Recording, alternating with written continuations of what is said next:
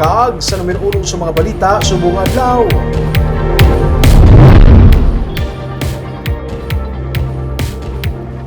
Sa Lunes na magasugod ang filing ng Certificate of Candidacy para sa barangay kag SK elections sa Bacolod City. Sa Robinson's Place, Bacolod sa Barangay Madalagan, pati gayunon ang filing sa COC. Sunod sa kay Attorney Katrina Trinio Kanya, ang elections officer sa Bacolod City. Bisan pang holiday sa Lunes, may aras ang filings ng COC. Panugod naman inising election period. Ginapakamaayo nga sa mall hiwaton bangod nga mas malapad ang area labi na kung barangay kag SK elections, mas madamo ang naga-files ng COC. Las 8 sang aga magasugod sila baton sang COC tubtob las 5 sang hapon. Tubtob Septyembre 2 ang filings ng COC. Giklaro ni Trinio Kanya nga wala sang filings ng COC sa talatapan sang Comelec Bacolod.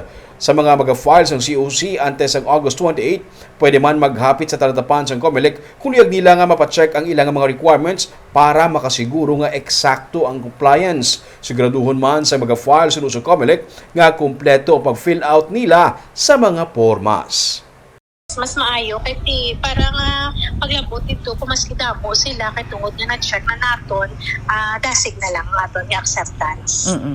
Mama, ang Comelec period would start man 12:01 sang August 28. Yes. Election period naton. Ma-put up na sa mga checkpoints? Yes, mas-start na kita sa checkpoints and then bayara na siya nga kick-off na checkpoints na ginapatigayo naton every start sa aton nga election period.